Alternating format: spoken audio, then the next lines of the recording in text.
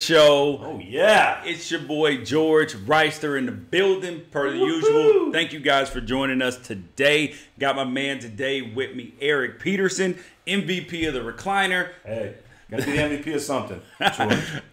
We got a bunch of great things up for you guys today. For all of you guys, don't forget to listen to Unafraid Show on Dash Radio. And check out unafraid.com too for some great articles, great stuff. Always, George's got a great site. Oh, man, exciting. But we got a bunch of great things up for you guys today. First of which, and not necessarily most importantly, but first of which is the Alston versus the NCAA. I talked a little bit about this yesterday. Amateurism is on trial for violating antitrust law. We got talk about Serena Williams and the umpires, that they want to boycott Serena Williams matches. And was Aaron Rodgers on drugs? Because you saw the eyes super big, dilated, all of that. Nike sales, their stock price are up. And all those people that were talking about Nike stock price, oh, it's going to fall, it's going to fall. I guess you're wrong. Yeah. Trading the franchise player. Eric wrote an article about that. That'll be up on unafraidshow.com. He's talking about Khalil Mack, Mike Trout, anybody else who's supposed to be your guy. And also, we got the Curious George story of the day. Unbelievable. And we're going to talk a little bit about Hurricane Florence, because we are praying and hoping that the people there are safe as possible. If you did not evacuate, I hope they bunkered down tight and that this thing passes by and that these people will be okay. Don't forget to like the feed, share the feed. Tell a friend about the Unafraid Show, because, you know, it's the greatest thing that you will ever listen to or watch, period. So we'll start with Alston versus the NCAA. So amateurism is college sports like basic tenet. They're like, we need these people to be amateurs, because if they're not amateurs, it's going to ruin everything that has to do with sports. This is absolutely awful. This is going to ruin the game. Well, I thought I've been on two sides of this, George. I've been on two sides, because we're going back to Ed Bannon, likeness, making money. Understand that. Look, my thought process is this, and I am coming from the street of, I got a son who's literally less than a year away, about ready to go to school. Doesn't play sports. Okay. Hopefully he'll have some academic scholarships, which would be nice, because that will help out. So basically you have a kid who's adding no value to the school. Yes, he's adding smarts and brains to the school. Okay, so I'm taking it from where I think a lot of people look at it like this. The common person living out there is the fact that college education is just too damn high right now. The cost to go to school, it's an exorbitant. I know politically it's been talked about. People are saying, hey, maybe we can pay for education, find a way to put it in the envelope. I get what athletes mean to schools. I understand that. They bring a lot of money to the university. And how much that is, I don't think the NCAA really wants to open up the books to tell us how much they make. We can just look at the NCAA tournament, for example, which many people consider it to be the best sporting event, I think, that there is in our country, because it's exciting. That's $1 billion. $1 billion. At least it may be even more than that. Every year it gets more and more. Then you have now the college football playoff system. That is exciting. So where's the line, though? What about if you're going to get rid of amateurism, so to speak, at the college level? And this is where I'm looking at it. Two things. One, they're already getting paid, most of these guys. They're not getting paid. They're getting free school. It's not free. Like, they're working for it. They're working over 40 hours a week. Let's just use the price of $30,000, $40,000. Let's just use that's probably low for one of these schools where they go to. They're getting a scholarship. Yes, they're working for it. Yes, they're putting their health on the line, playing athletic sports. Anything can happen to you. Understood. Okay, but some of these people that go to these schools, especially, they don't want to stay the full 4 years, because you're taking away their opportunity. in football you have to stay at least 3. So it's not the. I agree. I think they should eliminate that, George, and make it a 2-year. Get down to 2 years. And let these, if they're that good, but most guys are not ready after 2 years. Most guys, okay, football's a little bit different than other sports, as we well know, development process, everything. My thought is this: they get a tuition to go to the school. if you're going to open up, and I get it, I understand what these athletes mean to the university. I understand what they do. But if you start paying them, and I get it, 16 years old, you should be able to earn money. Understood, get it completely. Where's the line going to draw? What about the kids that get a scholarship to play? Okay, don't laugh, but get a scholarship to play volleyball. Get a scholarship to play tennis. Get a scholarship to play. Okay, there's no line. Here is the rule. There's no line to where here is the rule in life. Here is the rule in life here in this country. Those who are revenue generators make the most money. Let's call them entertainers. No. They provide us with entertainers watching them. It's not just entertainers. It's CEOs. There are whoever generates the most revenue in this country gets the biggest checks. It doesn't matter how important your job is to the world. It doesn't matter how many great things you do, what type of person you are. If you generate revenue, you generate checks. That's the way it works. And in college sports, the players are generating revenue, but the amount of revenue that actually trickles down to them is not commensurate with the amount of revenue that they're generating. There are a couple questions here. Obviously, there is so how do you pay everybody equally? First of all, you don't. Because revenue generation, the people who generate revenue get the biggest checks. This is the way things work. So you can't expect that people that the girls rowing team or the men's rowing team is going to get the same check as the football team or basketball team. Championship, if they're the best of what they're not generating revenue. They bring in no jersey sales. They bring in no ad revenue, and those are the people who make the checks. I think what the problem is, George, is it's a bigger situation of how you're going to filter the money down, and I think that's what they want to avoid. Yes, you're right. Guys that play on Saturday afternoons, okay, they're the ones on TV. They're the ones that get more publicity, more press for the universities. They're the ones that make the most money for the school. I get it, but there's a line that has to be drawn, and it's to a point. Where is the university? Hold up. Why do you want to draw? Football. Why do you want to draw? Is it more money than college basketball? So is it more money than the baseball team, like UCLA or USC, that generate a lot of revenue because they're very good every year? College baseball. So it's like a point of, okay, what level are we going to sit there and allocate what to whom? Here is what I believe is that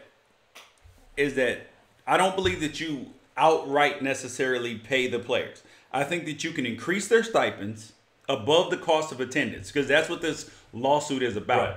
That college scholarships are based upon the cost of attendance. So you get your books, your tuition, all of that, and then you get whatever they determine for that state in that area, what the cost of attendance is. So like housing, all of that. Mm-hmm. And so that's how they come up with the cost of attendance.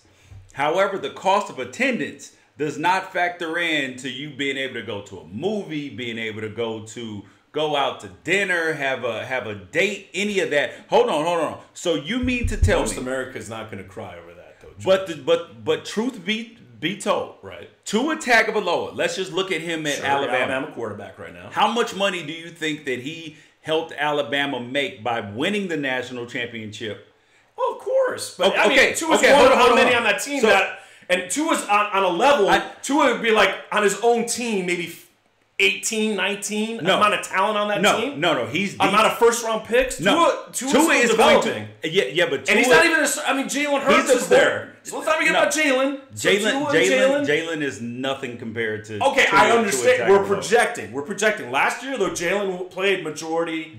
When they won the national championship, Jalen Hurts was majority of the starting quarterback. Even still, Jalen Hurts is 50% of the quarterback that this is the question, though, George. So, hold up. What level is he even on his own team for? If the stipends are the same for 1 to whatever 62nd on the team, here's the thing: place kicker going to get as much? Is that the stipend needs to be the same, right? Okay, so the stipend's the same, and Here's the thing is that jersey sales should be factored into this. Okay. So like Ed Bannon, you're getting to the likeness factor. So if Tua Tagovailoa's jersey is for sale, they should put it for sale. Right. Because now it's just, it's a mystical number 2 that nobody knows who it is.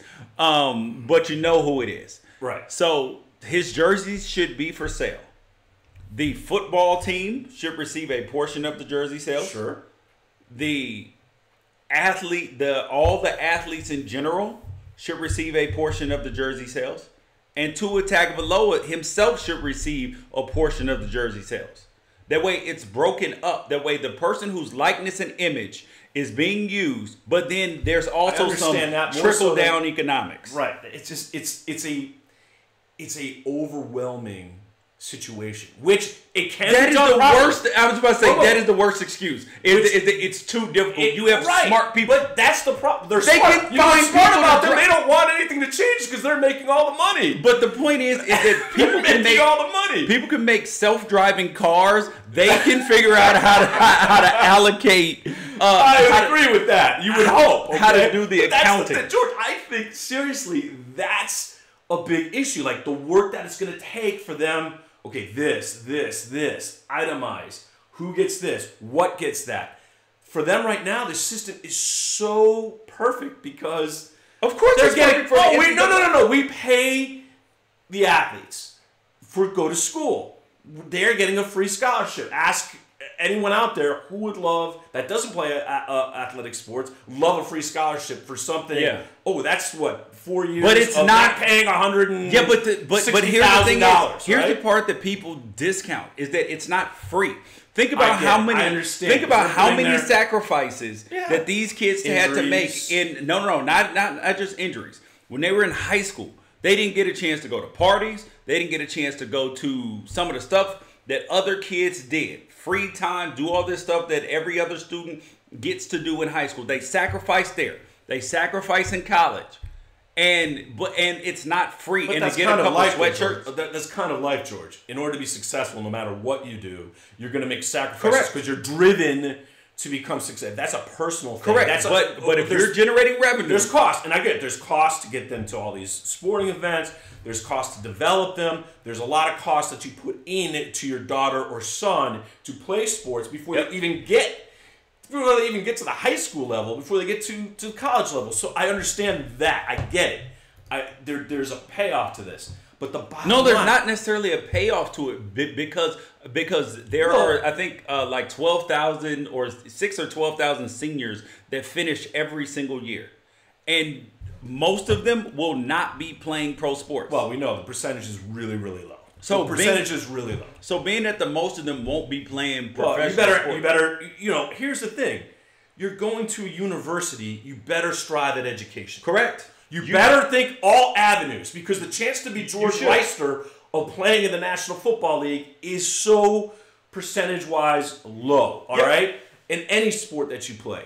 You better use what you're going to the university for to become a tremendous all-around human being. I totally agree with that. However, at some point in time, we all have our highest earning potential. There's a finite amount of time, 5-10 years, that we're going to make the more money in that 5 or 10 years than we will in any other 5 or 10 years. Sure. So that could be in your teens, could be in your 20s, could be your 30s, could be your 40s, 50s, 60s, or wherever it may be. A lot of things come into play with that. So if you're sitting there and you are hindering a person's ability to trade on their own name, like South Florida or Central Florida had a kicker.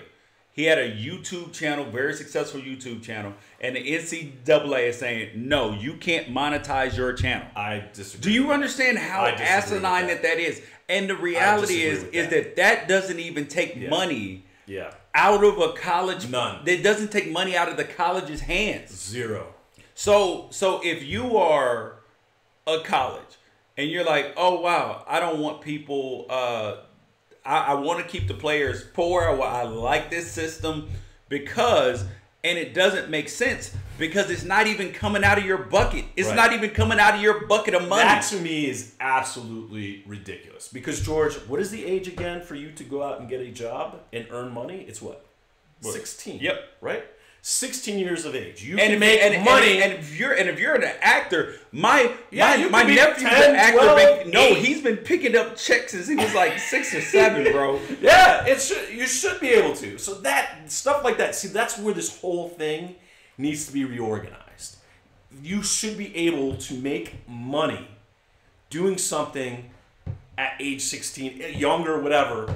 If you're smart enough to think about something, have a YouTube channel, God, that's like the thing to do, is to get on YouTube, get a channel, be like a video game expert. My son tried it for a little while. He had his mic, he get some followers. Yeah. You get enough followers, guess what? Ads are going to start coming into play. And you're going to start making money. Yeah, you're going to start selling T-shirts. You're going to, so you should never, ever be able to stop that. That should never be halted. And for colleges out, any university out there that, because it is a big, wide blanket thing in the NCAA, that rule has to change. That has to change. But as far as a university, if they're giving you a scholarship to play and then having to add on to that, I think most people in our country right now think, hey, these guys are getting a college education. In basketball, George, you have to only play, 1 year, one and done? Yeah, but it does. Okay, I think, but you can go, be like Carmelo Anthony, go to Syracuse, enjoy a year on Syracuse, and then I'm going to go, and I know how percentage low this is. It's a very low percentage. Yep. Okay, and then I'm going to go and become a star in the National Basketball Association. For football, it's different. I understand it. Those rules are in place because I think football players develop, and you can attest to this more than I can, George, a little bit more at an older age. Yeah. They might not be ready. Physically. It's more physically than anything else. Every sport is a little bit different. Baseball is different, but it just draws this line. Where are they going to make this list? Where are they going to categorize? This gets this much. Should it be unified throughout? Sure, these are the money generators. This is the TUA, okay? These are the big names. They can figure it out. I mean, there's a lot of big names in college football. But just deflecting the responsibility of the NCAA because it's difficult to do the math. I mean, I don't have that job. We're not talking about calculus and trigonometry. Yeah. We're talking about addition and subtraction. Yeah. I mean, it is just addition, subtraction, and figuring out some percentages. Like this is not difficult stuff. But I think we look at it like this too, George. How much are these universities making off of these athletes? Oh, I would. Hold on. I have a list for you. Andy, this is what I want to know. Wondering. If we can understand this a little bit better, maybe we can put in perspective what these guys are getting away with. The most valuable college football teams. Guess who's number 1 over the last 2 years? An average of the last. Okay. Well, wait, hold up. I was to take a guess. Here are the revenue and profit estimates for 3-year averages from 14, 15, and 16 seasons. I'm going to say Texas is up there. Texas is number 2. Okay, I was close. Alabama, just on success rate? Nope. Number 1, Texas A&M. Texas. There's a lot of money. Those Texas regions. No wonder why it was Coach Fisher just got paid. Yeah. So $148 million in revenue for Texas A&M. Just on football. Just on football. So we don't know any other. Yeah, correct. $107 million profit. That's a lot of money. Texas Longhorns, 133, 87 million. All the way down. And the top 25 finishes with the Texas Tech. 60 million, 31 million profit. Everything's bigger in the state of Texas. I mean, and this is just in between there, you got like basketball. Yep. Then you got all and other the tournament makes baseball. Huge money for the schools. Money. Yep. Huge money. And that is what is needing to be understood is how much money is going to the university. Where is that money going? Is it being used for the actual school? Some of it probably is. But is it going in whose pocket and where? It's going and in why? The coaches' pockets. Right, going to like the administrators' pockets. People are getting paid. Yeah, and while these athletes are the ones generating the money. They give the athletes some custom Jordans. Those are nice. I'd take the custom Jordans. However, those custom Jordans can be worth $2 to $5,000 a pair on the resale market. But if you sell the shoes that we You're in gave trouble. you, we're going to suspend you the same way they did for the kids in North Carolina. No sense. That makes no sense to me. As an American, that should I bother can't sell you. my own stuff. At a kids, if you're smart enough, should be able to sell. You should be able to work. You should be able to make money on your own, doing what you love to do, doing what you're good at. There should be no rules against that. This is where the NCAA is faulty. The NCAA suspends for silly, silly reasons. That is what really needs to be looked at and figured out. And hopefully this gets to that, changes it. Alston versus the NCAA, because that has to change. But I think most people, George, George, the NCAA is going to lose this case. Right. I think. Well, they lost that Bannon. Yeah, right? and it's the same judge. Judge, I think her name is Claudia Wilkins, who is presiding over this case. Same judge, pretty much the same argument, and they're gonna lose. And so they need to start preparing for how they are going to handle how they're going to take the stuff and who's getting paid what and how and where. Yeah, and this is going to open up Pandora's lawsuit lockbox.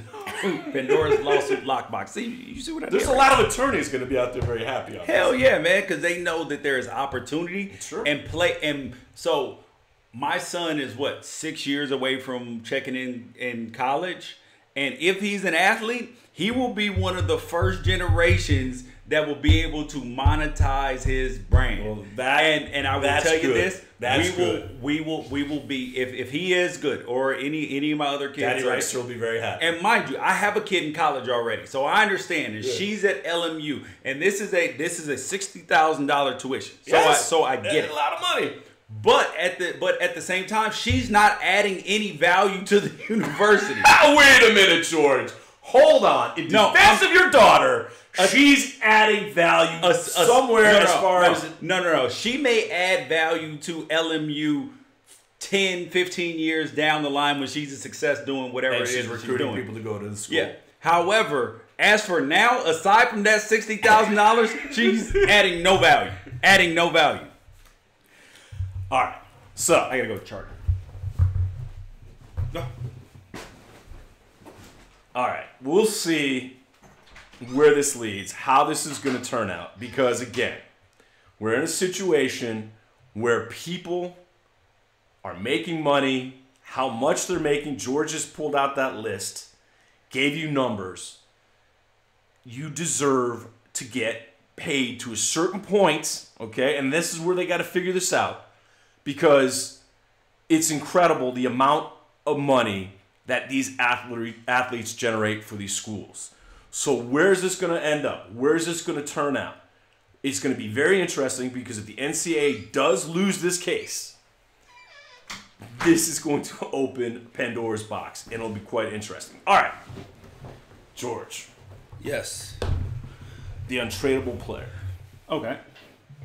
Who's untradeable? I think everyone should be untradeable when your name is Khalil Mack, when your name is Mike Trout, all right? And getting an opportunity to look at that and write about it, all right, on the unafraidshow.com. I will say this. The Oakland Raiders made a huge mistake. I don't know what the communication Wait. You think they made a huge mistake with trading Khalil Mack? Yes. Okay. It's quite obvious this trade is going to put them back a few years. And I'll explain why. Because there's what we just said with the Alston versus NCAA amount, what a player can generate. Do you realize who the number one jersey right now sales in the National Football League is? Wait a minute. I just want to say, value-wise, yes. Okay. Right now, who is it? Tell me. It's Khalil Mack. Eric, let me tell you how you just cherry-picked the stat. You just cherry-picked the stat. Dude, you are like trumping what's going on. This is a Donald Trump move. Explain. I just have to say. Didn't he just change teams? He just And so Bears fans need new jerseys. They obviously need Okay, new jerseys, so it's not like he's the number one money scorer. It is. Look, there's value to Khalil Mack because of the player that he is on the field. Any player that plays at that level, all right, as well. I would say Khalil Mack is the best. I know people are going to say Aaron Donald. You know, you might throw Jalen Ramsey in there. I'm going to tell you that Khalil Mack does more damage to an offensive line and a team than Aaron Donald does because of what he does continually. Gets pressure on the quarterback, can play coverage. The guy is a building cornerstone. Franchises get to a situation where I think they have smart guys in front offices that look value-wise what these players, how you're going to pay them, like Aaron Rodgers, guys like that. And we know the quarterback position is the number one position because they get paid that way. But I'm going to value on his former team, Khalil Mack would be rated ahead of Derek Carr in my book. Because, I would agree with that. Because of the player he's going to be, what he is, compared to what you're projecting Derek Carr to be, which you're hoping Derek Carr becomes Aaron Rodgers, becomes that type of guy, Tom Brady. You're hoping. You haven't seen it yet. Last year was a struggle for him. We all saw what happened on the Monday night game. He struggled mightily, and there's issues there that they have to work out. Will Gruden do it? That's going to really determine John Gruden's success in Oakland, is how he's able, because a lot of people said the reason why John Gruden came back is he has a chance to have a franchise quarterback. So that label was already put on Derek Carr before I even thought Derek Carr deserves that label. He's a very, very good quarterback. He was a top prospect, loved him in school. But what I saw last year, especially towards the tail end, that game against Philadelphia last year, he looked lost. He's regressing. He's throwing off his back foot. Technically, there's things he's become very comfortable at check down Charlie. Now, you could say that's the offensive line. Well, the Raiders have spent a ton of money on that offensive line to be better. Here is the problem with what you're saying, is about not trading your best player. Because you do not trade your best player. If you're what is the most valuable position in football? It's quarterback, obviously. Okay. So, and you can win with a great quarterback, mediocre defense, and all that, right? Yes. Some teams have proven that. So, but you cannot win a championship. Not necessarily true. No. There's guys that have won championships that don't because deserve. Because they say Nick Foles last year, okay? Yep, but Nick Foles played well in the process. If Nick Foles had played terrible, could the Eagles have won a championship? No. The answer is no. So you don't trade your best player or ever think about trading your best player if your best player is a quarterback. But, however, if it is a defensive lineman, as much value as he adds, the truth of the matter is that no matter how good he is, he cannot in any way, shape, form, or fashion. I don't know about that, George. Win you football games. Yeah, he can win football games. No, he didn't. Taylor won you football games for the Giants. No way. Khalil Mack got a fumble and returned a touchdown. Right. And the Bears were up, 17-0 in the third. I think 20. They were up 20-0. Yeah, and they were up 20-0. And they still lost the football game, and Khalil Mack scored. Yeah. So, and why did they lose the game? Well, because of a quarterback. Well, their quarterback regressed too, and he's showing the youthful exuberance. But that's the point. Is that they lost because Mitch Trubisky did the Baltimore Ravens win a Super Bowl with Trent Dilfer? Yeah. Okay. Trent played. Did the Tampa Bay Buccaneers win with Brad Johnson as a quarterback? All those quarterbacks played well. And they won. Hold on. Why did they win? And why did those teams win? You know why those teams won? Because they had great defensive personnel that helped them win a championship. But at the end of the day, your quarterback still has to play well. He has to play well. And when the Oakland Raiders are short on explosiveness offensively. At the running back position, wideouts aren't exactly where they want them. The defense is not where they want them. It is more valuable for the Oakland Raiders to trade away Khalil Mack, get more picks, get more first-round picks, get more second-round picks, be able to maneuver those picks to be able to get more good players. We have seen this work in multiple spots. We're seeing it work with the Lakers right now, who were in the dumpster. And now all of a sudden they're a playoff team, and probably you think they are. They're for sure going to be. They have LeBron on their team. Happen. They are a playoff. LeBron team. could get hurt. If LeBron's healthy, they're going to the playoffs. Let's not jump before it happens. No, it's the truth. If LeBron, they should be. Yeah. And we've seen it with the Philadelphia 76ers. We've seen it with the Boston Celtics. But what we've seen it. Hold on. And we've seen. Do they move? The Cleveland Cavaliers. No. I'm saying is that they stockpiled picks. Okay, yeah. And those picks. But it doesn't always work either, George. And I'm going to give you the when has it not worked? It hasn't worked. You trade the guy that you view as your team's franchise player. Yep. The Minnesota Vikings back in 2005 traded someone by the name of Randy Moss. There was a lot of public perception that Moss had to go because of his on-field antics. He was worn thin with the organization. He had been there for about 7 years already. And there was issues there with Randy. He had off-the-field issues with the meter maid or whatever. Yep. So there was stuff that was going on. They decided to move him. Do you know who they got back? When they got 2 first-round picks, and this is what Raider fans hope does not happen, because it is a lottery. The draft is a lottery. That's how you build success. I understand the old school. You want to build young guys, have really, really good scouts. Okay, so and have the ability to bring who players. did they get back? Who did they get back? They got Troy Williamson. Yep. Wide receiver, South Carolina. I know Troy. You know Troy, Jacksonville. in Jacksonville, right? And Troy was a great athlete. Yep. Had some super fast. He's super fast. Had some great moments. I think South Carolina. Guess what happened when he got to the NFL? He kind of forgot how to catch a football. Yep. That became a huge issue. They also drafted a terrific pass rusher out of Wisconsin by the name of Erasmus James. Yeah. How many games did Erasmus James? He had like a heart issue or he had major injury. Yeah.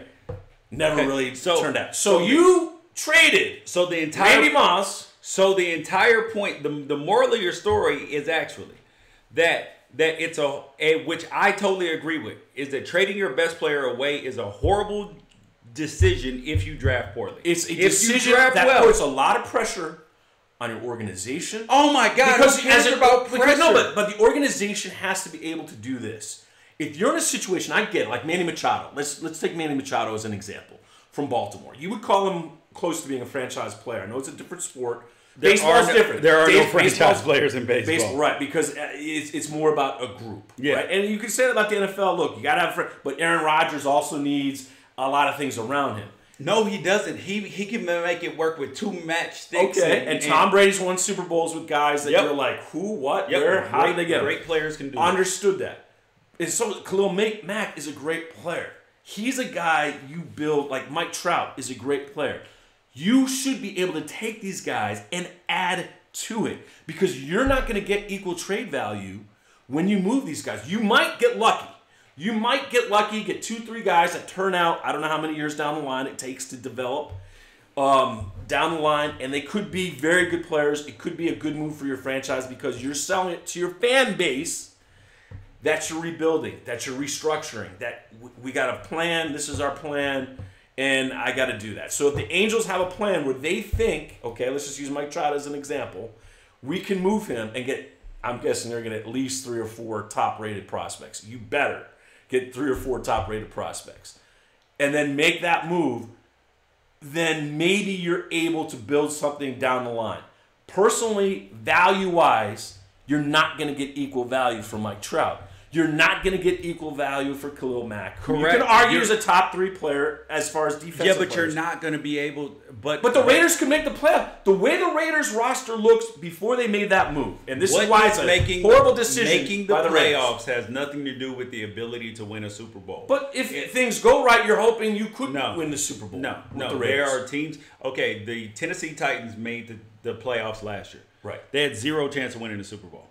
There are teams who make the playoffs. People would have said that the Philadelphia Eagles weren't going to win because they didn't have Carson Wentz. They went on because of a terrific defense. They were 13-3. I get it, but a lot of people doubted that the Eagles were going to make the Super Bowl and win. The NFL, I think, is a little different, George, when you look at it. The Titans do have a chance.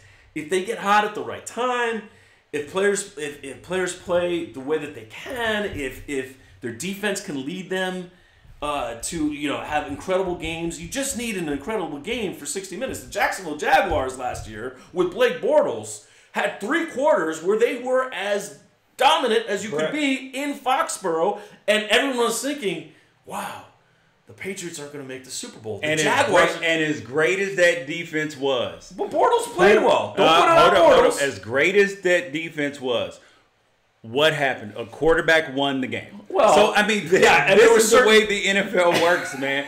And I will give you another example of where trading away your best player has worked phenomenally. Again, your Minnesota Vikings, because apparently they just don't draft well. The greatest robbery that there was in sports history was when the Dallas Cowboys traded away Herschel Walker for like... Oh, you have to bring that up, George. Why?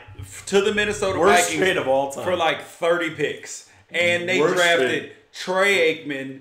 Michael Irvin. They drafted Michael Irvin and Emmett Smith. And like Rod Woodson. They got a lot of players. Yeah, they drafted... They did it right. They won the lottery. They drafted like 3 Hall of Fame players. The Vikings gave them as much. You could even have screwed up on one of those first-round picks, and even if you get one Michael Irvin out of that, it turns out that way down the line. Is that if you draft well, right. It's been shown that draft picks are more valuable than players. That's why the 76ers have been able to do well. That's why the Boston Celtics have been able to do well. The Lakers are doing the same thing. The Patriots routinely trade away players. They trade around first-round picks for later picks, getting Well, more quality. and they also trade away, like when they traded Richard Seymour to the Raiders. Right. He was still a very good player, Pro Bowl player. Trade him away for a first-round pick. Belichick is interesting how he makes that work. And how they do it is that they sit up there and they're like, okay, a player is still good. Instead of him, he's not on the rise anymore. He's not only plateaued, he's starting to go down a little. So little that people can't notice. And then you ship him out, and then you get a younger, cheaper model. I don't think that's the right way. Personally, I don't think that's the right. When you have an Aaron Rodgers, when you have a Khalil Mack, when you have a Mike Stroud, I'm using different examples. A quarterback, but you should be able to build around those guys. You cannot build. The defensive lineman can't throw the ball. Yeah, but you still look the way the Baltimore Ravens were constructed when they won their championship, and it was through draft picks. And they had like 3 Hall of Famers on one team. Okay, on one defense. When you build, but that's part of the building process. You don't trade away Ray Lewis. You don't trade away guys at that particular time that have more value to your team on the field. Bro, it is. If Khalil Mack is on the field for the Oakland Raiders right now with what they have put together, with Gruden coming in and the excitement that he's bringing, to the fan base, which I personally think, since he hasn't coached in how many years, this could turn out to be a mistake anyways. I think John Gruden's laughing all the way to the bank. Okay, and you have a developing quarterback who you feel could lead this franchise in the right direction. You're hoping so. Khalil Mack, value-wise, what the Bears did is Bears catapult. You can look at the Vegas numbers. I'm not just saying this. I'm not just pulling it out of a hat. The Chicago Bears jumped considerably in Vegas odds on making the playoffs when they brought one of the best defensive. And their Super Bowl odds probably did not change a bit. It did go up. It did go up. Eric, there is no replacement for a good quarterback. A good quarterback gives you the ability to win games. Sure. So you cannot discount that. But but here's my counterpoint. 3 of the 4 quarterbacks, last year. Okay. And this is my counterpoint. So you're saying a good quarterback. And I know one guy's name is going to get you. He's not a good quarterback. 3 of the 4 quarterbacks that played in the championship games last year were Blake Bortles. Yep. Was Nick Napoleon Dynamite Foles. Uh-huh. And your favorite, Case Keenum. Okay. So 3 out of the 4 teams, one with their 2 backup quarterbacks, all the way to the... Why is that? Because the value on those teams, they played well, sure. But that... And if everyone plays well, you're going to have a good team. And they all had good defenses. And good defenses do matter. And Khalil Mack is one of the kingpins of having a good defense. Here's the thing is, so would you rather... Lawrence Taylor changed the way offenses were played. So let's say that you have a 99 at defensive end. Let's say that you draft through free agency or whatever, is that you're able to downgrade that 99 to an 89. So let's say on your defensive line you have 99, 67, 67, 67. And you are able to go 85, 80, 80, 80. That's better than 99, 67, 67, 67. Of course. So and you get that through draft picks. Understood. And free agency also. Correct. Agency. So as much as I don't think that the John Gruden experiment is going to be successful, I don't think that this was a bad move. I totally believe in what the Dodgers did, which is the Dodgers are good now because they built up their farm system. And they have one of the best pitchers in the world. Yeah, and but he can only pitch once every 5 days. True. But that one every 5 days, when he goes out there, you've got like an 80% chance, 85% chance. This is just life, though, Eric. I mean, but here's the thing, because there's value. We talk about value, George. There's a value to have these guys. I understand completely what you mean by the 85, 80, 80. Okay, because I look at my Minnesota Vikings and their defensive line, and I see like 85, 80, 85. And that makes a great defense. Okay, and Linval Joseph is the 90. A lot of people don't know who Linval Joseph. You should know who Linval Joseph is. He went to Florida, right? Yeah, I think he did. And then he played with the Giants. He doesn't get the recognition, but he should, because he takes 2 guys off the line. And meaning these other 3 guys get to. So I understand. Adding value, getting guys. You want to have the complete team. Because one guy, you and I will sit here and argue to everyone out there that Aaron Rodgers is the best quarterback on the planet right now. Correct. Right? We will argue for that point, even though there's someone by the name of Tom Brady who certainly would frown upon He's that. 50 years old, and Tom Brady. I understand right now. Even Tom Brady at 30, though. If let's say it doesn't matter. Apples and oranges, you can't do that. Aaron Rodgers right now is the best quarterback. Aaron Rodgers is the best quarterback of all time. 1. Trent Dilfer has 1. Yeah, correct. Brad Johnson has 1. Correct. So the theory is, yes, you want him to be the quarterback, but not necessarily. It matters to have the full team around you. And that's how you get a full. Hold on. So we're both arguing that Derek Carr is not an elite quarterback. Not yet. I don't think he is an elite quarterback. Period. Because I think that the top 5 or 6 quarterbacks in the league are elite, and that anybody who's not in the top 5 or 6 cannot be elite, simply because the term elite, it is special, it is upper echelon, and if you are a top 10 quarterback, top 11 quarterback, there are 32 teams in the league. That's 30. So 30. So if you're in the top 30%, you're elite. No, if you're in the top 10 to 15%, you are elite. I would almost go top. There's some really good quarterbacks just out that 11, 12, 13. Correct. That doesn't make them not really good. It just is that there are only a handful of guys that can do what Aaron Rodgers did the other night, and that is Aaron Rodgers, Tom Brady, Russell Wilson, Drew Brees, and it used to be Ben Roethlisberger. Right. And Phillip Rivers is a stat monger. He puts up great stats, but he doesn't win. Correct. Necessarily. And so to really wrap this all up with we're going to segue because you brought up the bad man that is Aaron Rodgers. We're going to segue into Aaron Rodgers. George Reister, Eric Peterson, the Unafraid Show. Thanks for listening. You can be part of the show as well. Please chime in, tweet us. We'd love to hear from you. We're going to segue into the bad man that is Aaron Rodgers in a minute, because actually I think Mr. Aaron Rodgers lied to us. But my point is the Raiders made a mistake. They never really wanted to keep Khalil Mack, because the thought process was, and John Gruden said this, that he didn't want to be here. Yeah. What? Yeah, he did. He just wanted to get paid. He was a great teammate. All the guys loved Khalil Mack. He's not a distraction off the field. He's a guy and a player, George, and I want you to respond to this, that you look at that can be a cornerstone of your franchise for a long time. And he's also a guy that changes the way offenses kind of have to line up against him. The Packers in that first half, that was as close to Lawrence Taylor of a performance. Now, in defense of Khalil Mack, remember, he hasn't played. He kind of got tired in the second half. That bad man that we're going to segue into. But you can double team him. Here's a guy I used to play with, tight end, named Kyle Brady. He put me up on game on a great piece of advice, because I remember when we were Pro Bowl voting my rookie year. I was like, we didn't play against all these guys, so how am I supposed to vote? And all the other guys were like, well, just vote on whoever has the most sacks for defensive end and defensive tackle.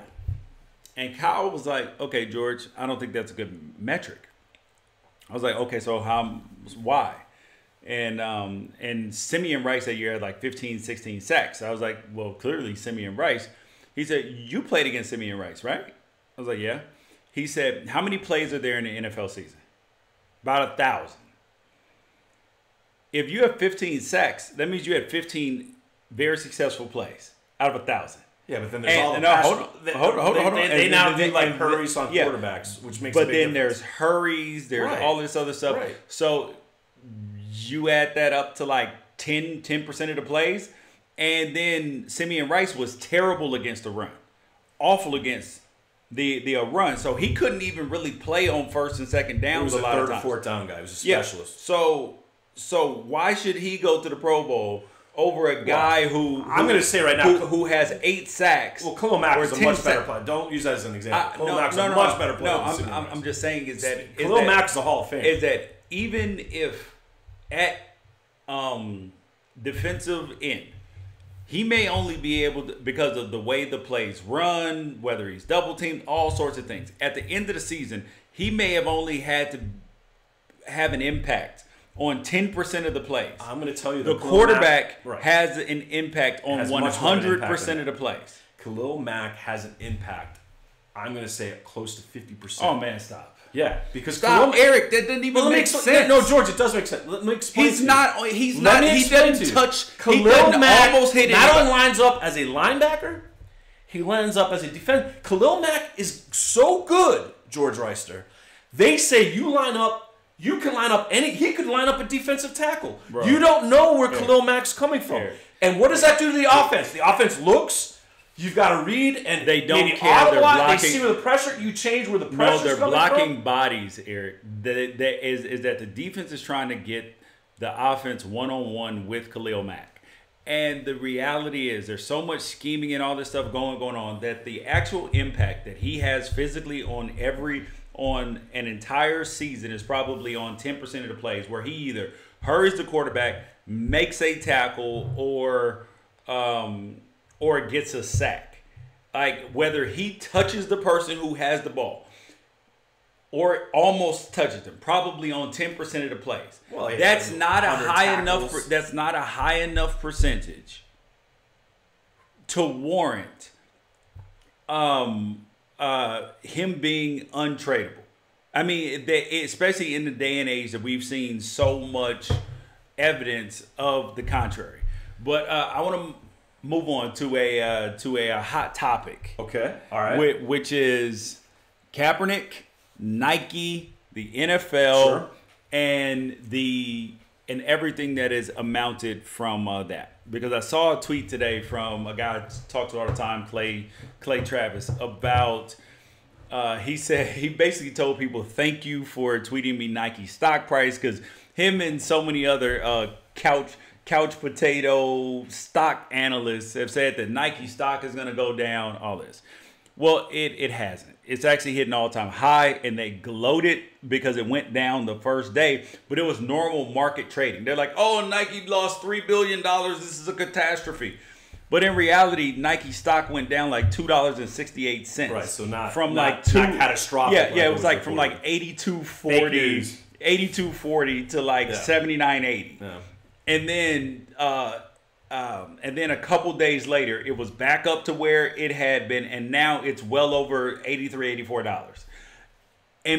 And now there's so much retraction. The silent majority is gonna speak in the long term. We're gonna see when Nike misses their third and fourth quarter projections. And here's the part that I wrote in an article on unafraidshow.com is about Nike, Kaepernick bringing facts, because all these people are bringing opinions. Here are the facts. 50% of Nike's revenue comes from overseas. Yeah. So people doesn't even matter what happens here in the States. Correct.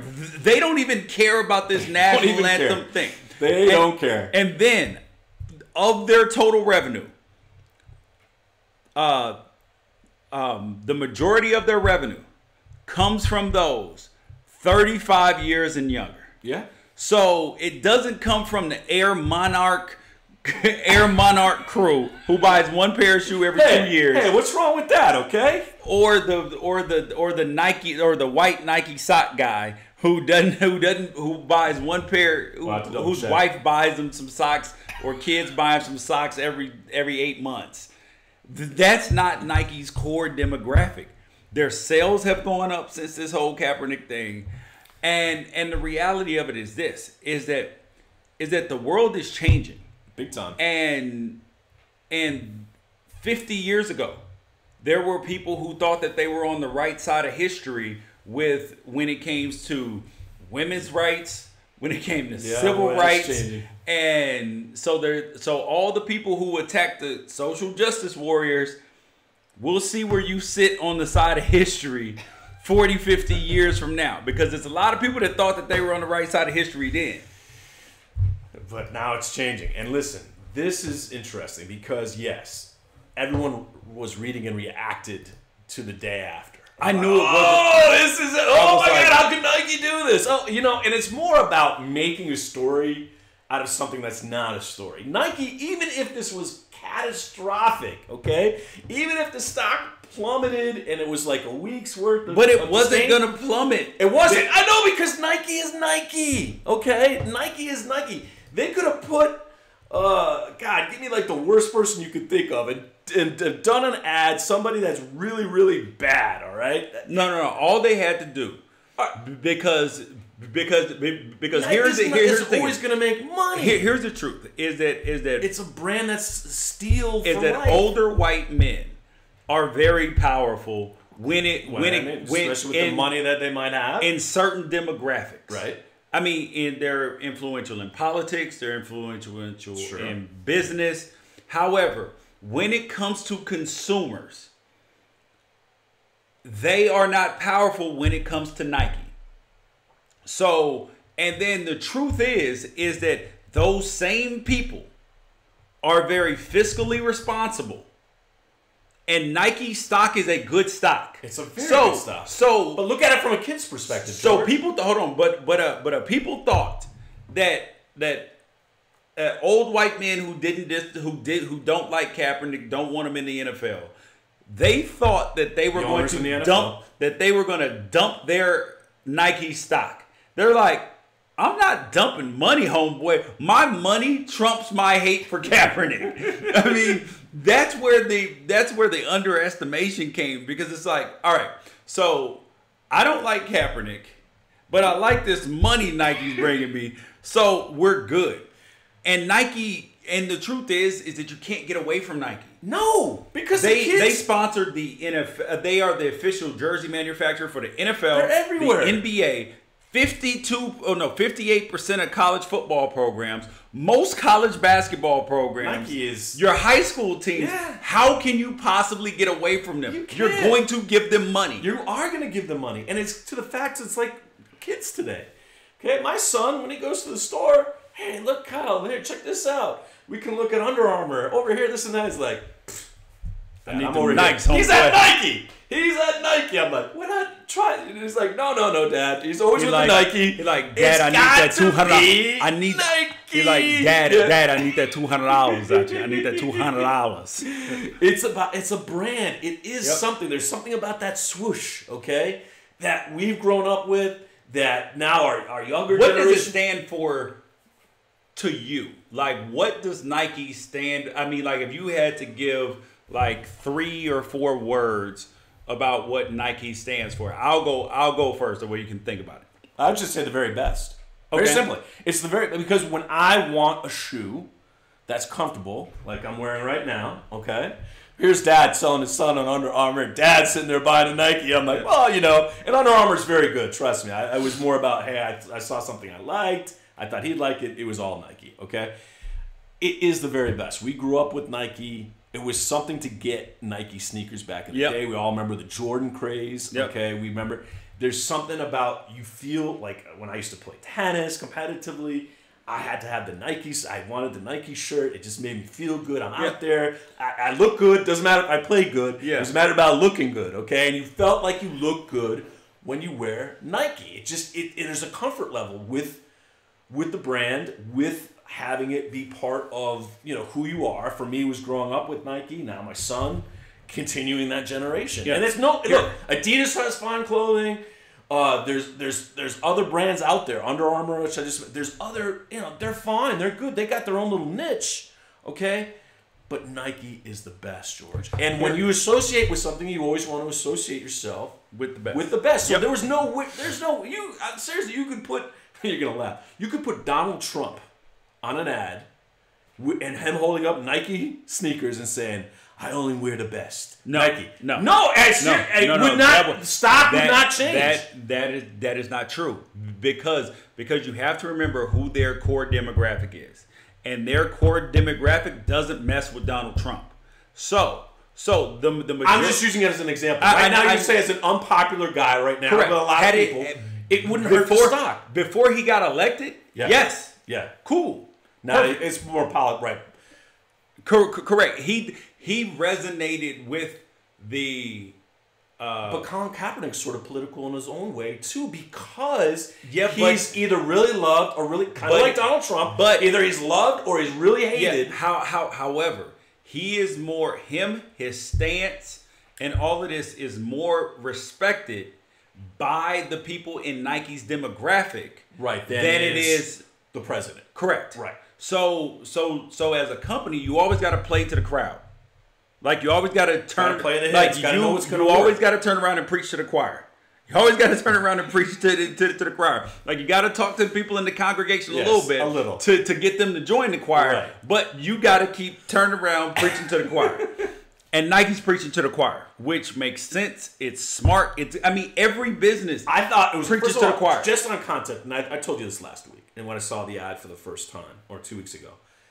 First of all, it's a great ad. Yeah, it was well done. Even if you hate Kaepernick, I don't even think Colin Kaepernick so much as the stories that he's telling you. Right? Even if you dislike Colin Kaepernick, you have no soul if you hate the ad. The ad is phenomenal. Yeah. It is a terrific ad, and I thought Colin. You couldn't have found a better person on how he played it off, how he sounded, how he looked. There's a certain demographic, as we talked about in our society, that is just, for whatever reason, built on hate, built on dislike. Yeah, they might be successful, whatever. They just are going to sit there and try to form this controversy. It's not there. It isn't there. Nike is never going to go away. It's always considered, in my book, the best. They would have to do something so heinous to change that, or just make crappy products, which I don't think that they will ever do. No. They're the best for the reason. And look, Colin Kaepernick or no Colin Kaepernick being part of the ad base, Nike's going to continue to roll on. And they're going to do things that are going to be trend-setting. Yep. They're going to do things that are going to ruffle some people's feathers once in a while, maybe in an advertisement. And it's all good. It's good for business, because you're right, George. They know who they're placating to. They know what their core. Think about this. Another Nike athlete on the side is Serena Williams. Serena Williams it embodies the words that I would use to describe Nike, because you said the best. And I would say that Nike was built upon rebellion. When their first athlete was Steve Prefontaine. Everybody regards the track runner. He ended up dying in a car accident in Eugene. But how about Andre Agassi? I think when you say rebel, I just think I saw the hair. And he wasn't even a great tennis player at the time, but they caught on to it at the right time. So you got Prefontaine. Yeah. You got Andre Agassi. You got Michael Jordan, whose shoes got banned. So rebel. You got Serena Williams, rebel. Like all these people who are their core, like athletes, rebels. And Nike had Michael Jordan as their main pitch man at a time when a lot of companies didn't believe that black men could be pitchmen for huge companies. And boy, was that a mistake. Correct. So Nike stands for rebellion. And I think that they had lost a little bit of that footing, because when you look at 2017 They lost 5.5% of their market share, their world leading market share in athletic footwear, to Adidas. They got it back at the end of the year. But part of the problem is that, like, Adidas brought on Kanye, all this stuff. They started playing the game Nike's done so well for so long. Correct. And they started playing with we think outside the box. If you remember them commercials where they're sitting at the table, all of that. And Nike's like, hold up, no, that's our stick, bro. We're the original gangster. Correct. If you want to say. And so they took what Adidas did with, like, James Harden, Candace Parker, Von Miller, all those guys at the table, and they upped the ante. Yeah, they did. Like they took it, they turned it to 10, and they broke off the 9. And they were like, this is what we're doing. This is who we are. And that's the thing, George. It's so well put. That was perfectly said and spoken, because I think Nike did lose its way a little bit. And it's very easy for a company to do it. You can just go the safe route. Yep. You can just go, let's just do everything to make everybody happy. We'll just play the safe route.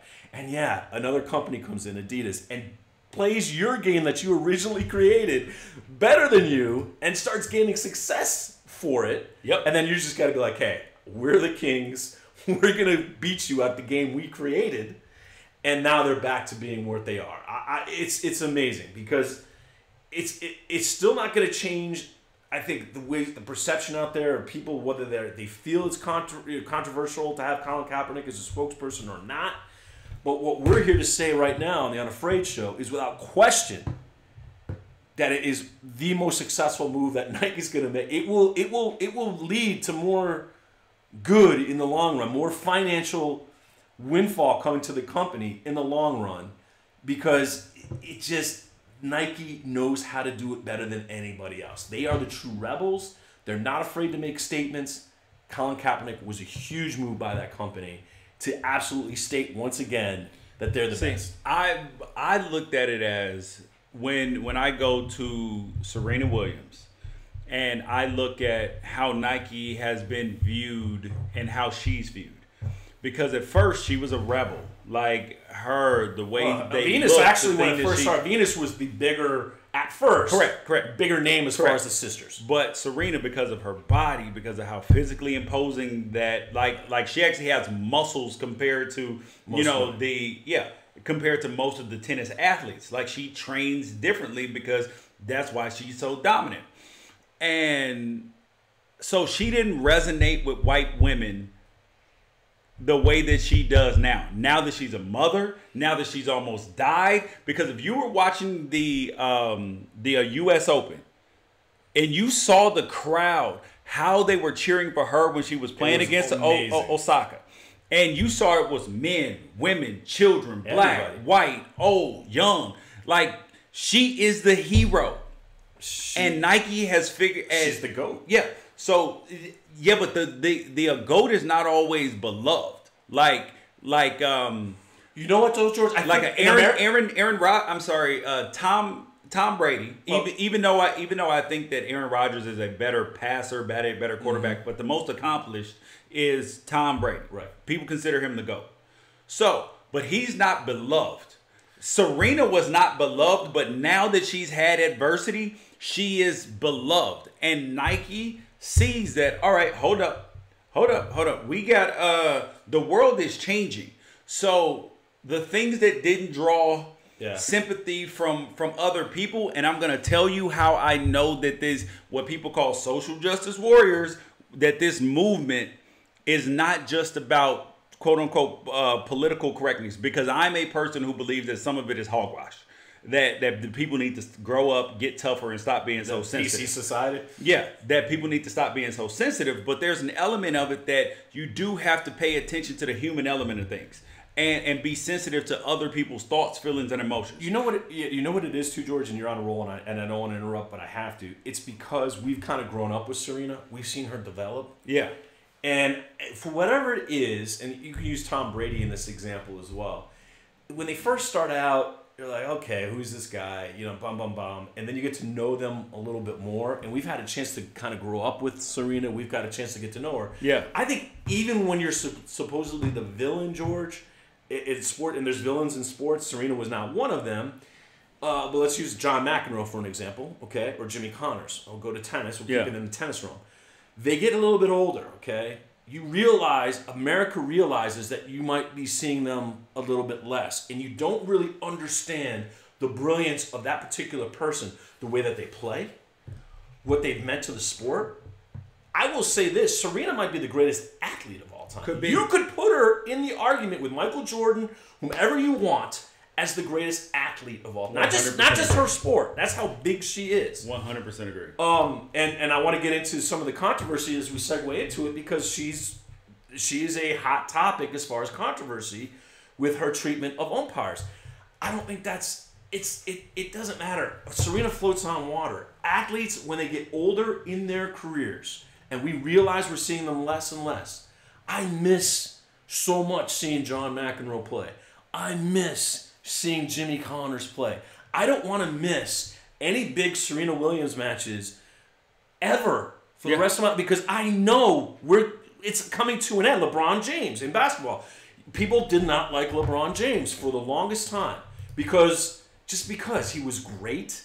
He came into the sport, he took over, and it was just like, oh, you know what it was?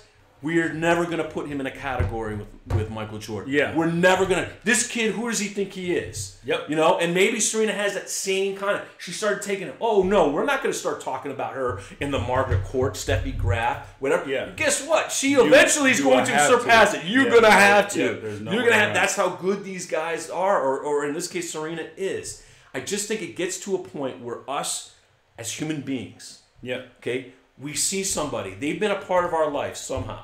I've watched Serena for I don't know how many years, okay? And I truly miss Jimmy Connors playing tennis. That guy was, a lot of people hated him, but the excitement he brought to a match, it's just, I haven't seen it. You know, Federer's great, Nadal, whatever. You will miss Serena Williams. You're going to miss her. Enjoy what you see right now. And yes, she's a rebel. She is a trendsetter. And we got to know a little bit more about her and the battles in which she faces off the court when she had her show that she had for a long time. And it's like you get to know somebody, you want that attachment to last forever, but you know that just is not the case. Yep. And eventually, no matter if she has that situation where now umpires, George, are saying, hey, we don't want to umpire our matches. What are you, stupid? Yeah. What are you, dumb?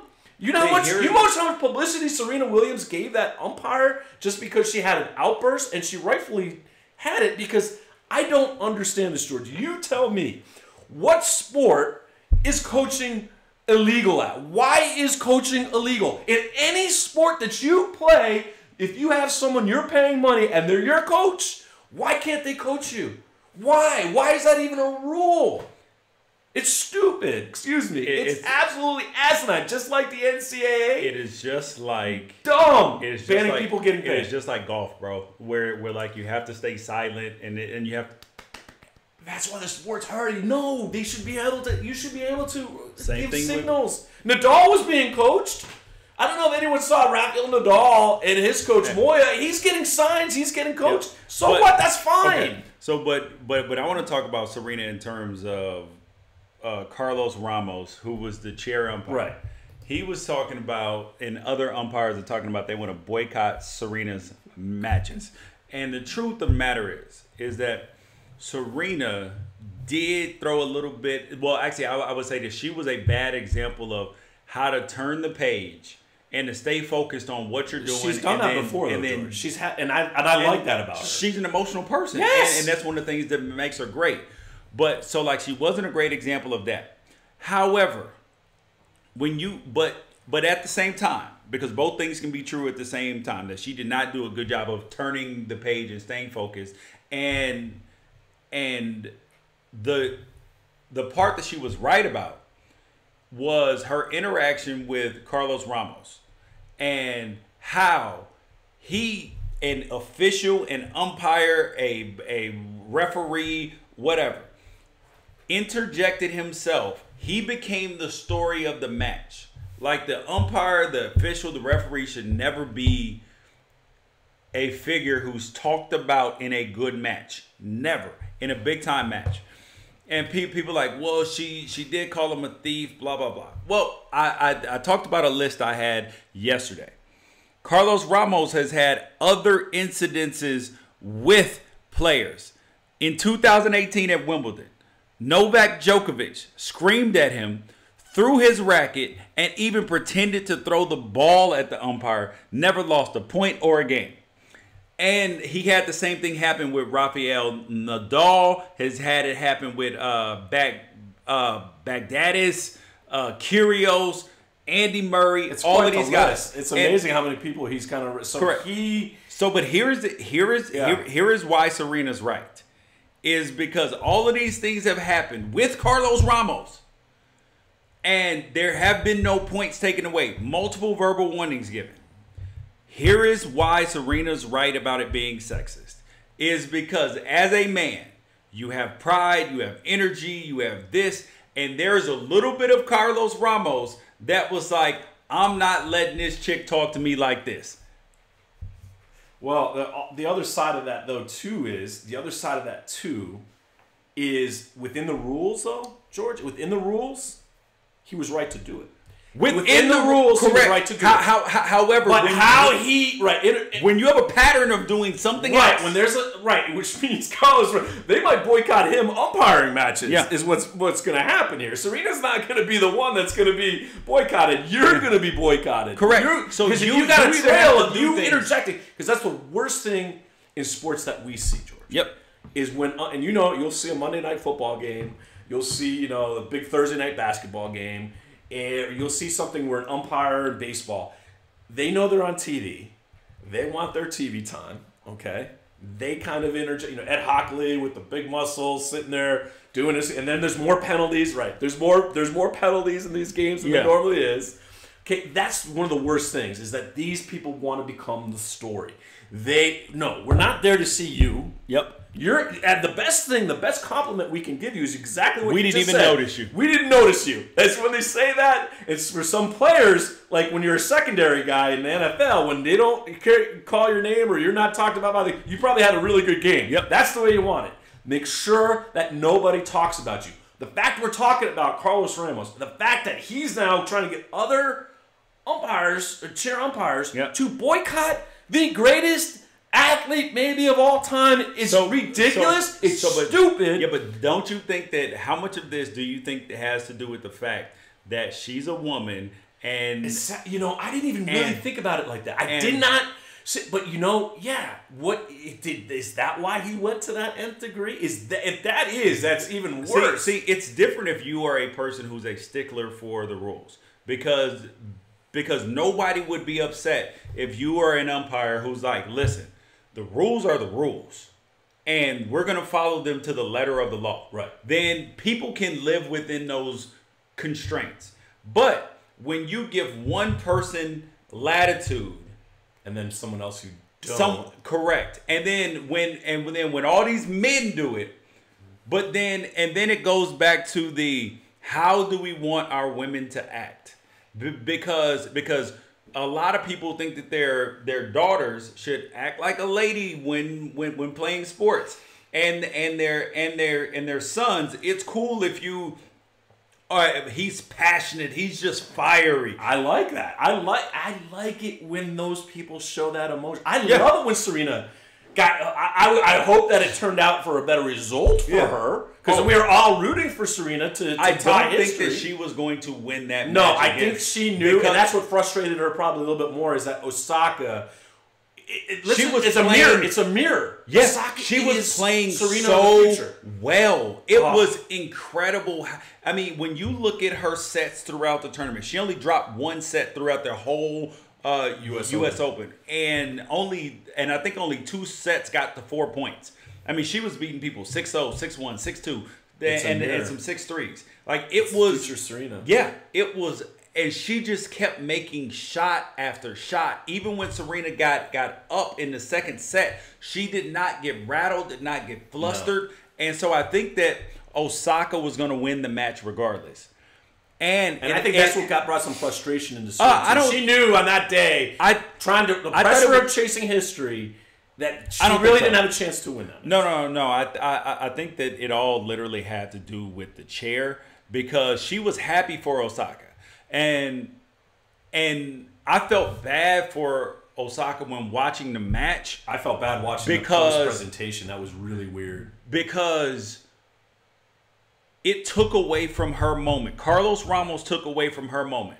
But I want to keep it on the men-women part of this, which is we want our daughters like there's a certain element of me who has two daughters. Like I want my daughters to be like tender, nurturing, compassionate. I like more fiery. I like when my son's fiery. I want more fire. But at the same time, I want them to be tough as nails. Yes. Like I want them to be like, it's weird because I want them to be both at the same time. Yes. And I don't mind if they get like, I actually like when they get a little fiery when competing. But I don't think a lot of people feel comfortable with that. And they feel comfortable with their men doing that, being fiery and all that. But women, there's a double standard. Yeah, and it's the same way like but then if a man is emotional in those moments, there's empathy for him. So the men get it on both sides. It's funny that you say that because we just mentioned his name, John McEnroe or Jimmy Connors, right? You can use that fire. You can use, even if you're a jerk on the court, to your advantage because you could play to the crowd. Because, first of all, one, you could be interrupting your opponent. Yep. You know, maybe in the bottom line, George, I hate to say this, but maybe in the back of Serena's mind, she thought that blow-up might have thrown Osaka off her game a little bit. She didn't need to throw Osaka off. She was winning at the time. Right. But what I'm saying is just to put her... I'm just using this as sometimes athletes... John McEnroe has been accused by some other players that he does that, not just because he's a jerk or because he's emotionally unstable. I love you, John McEnroe, but you were... But that he takes away from the match and tries to get that other player rattled and then uses it as an advantage. That's if you're not in a groove. Right. Like Serena was in a groove at the time. This ticked her off because you're right. He took the point penalty and then the game, and he changed. He made himself the story of this match when it shouldn't have happened. Is it sexist? I don't know. He has a huge list. Yes, it's sexist, bro. Like you have to see. I would hope it's not. I'm hoping for Carlos Ramos that it's not. Yeah, but don't that he just did that because first of all, she came pretty strong at him, and even she did is said I need an apology and you're a thief, dude. Hold on. I don't know too many people that like being called a thief. These people, okay. Yeah. Coco Vandeweghe called him a son of a bitch. Andy Murray. Andy Murray called them names. Djokovic called them crap. Like, well, maybe this guy keep Andy Murray called him stupid. Those names right there on that list. Look, Serena's a bigger name than all those. I mean, Djokovic and Nadal are right there with her.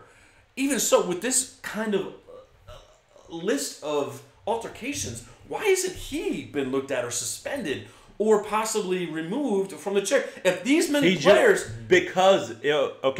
He's regarded as a really good umpire because because he calls things correctly. Right. Because he probably calls letter of the law, which no, I'm saying he probably calls the ins and outs well, manages the entire game well. And then also he does a good job of not penalizing players when they cross over the line. However, in this case, he did. Just so happens he did. And I just think that it speaks to the women thing. It's a human side of it too, though, George. Is when you're called something. Okay, I don't care who you are, even if it's Serena, even if it's any one of these other players, Djokovic or Nadal. You emotionally are going to get upset. Yeah, but yourself. why didn't you got to keep yourself? Why didn't you do everybody else like that? We've seen some umpire. I mean, how many times in baseball? Okay, have we seen? Like, a pitcher even remarkably shows up an umpire, says something, and the umpire, these umpires in baseball, they don't even really give you much leeway anymore. They're just sitting there, you're gone. But you're out. The thing is done. Is that they don't give anybody leeway anymore. They'll throw their own mama out if she come out.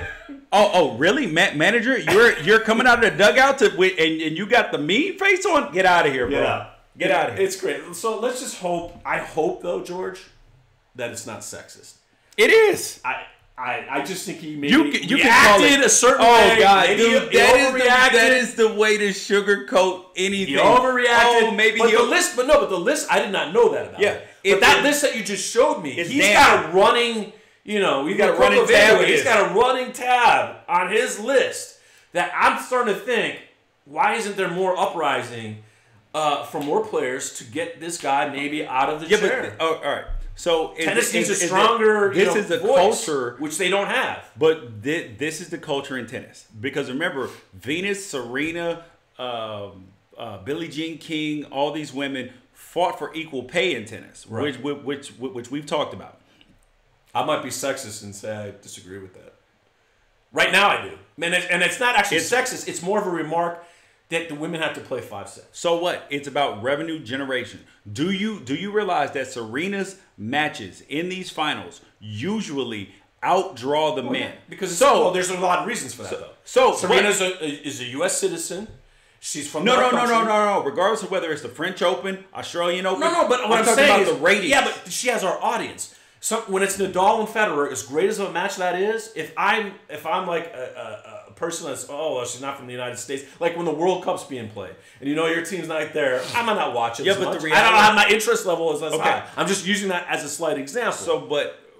Serena's the greatest of all time. Is that the men played 3 sets? I'm sorry, the women I 3. Think if you're gonna get equal pay, it should be for equal work. And anything. No, dude, that's not the way it works in entertainment. That is not the way it works. Do you understand that entertainment's wrong? So you think equal pay, equal work? No. So a baseball player.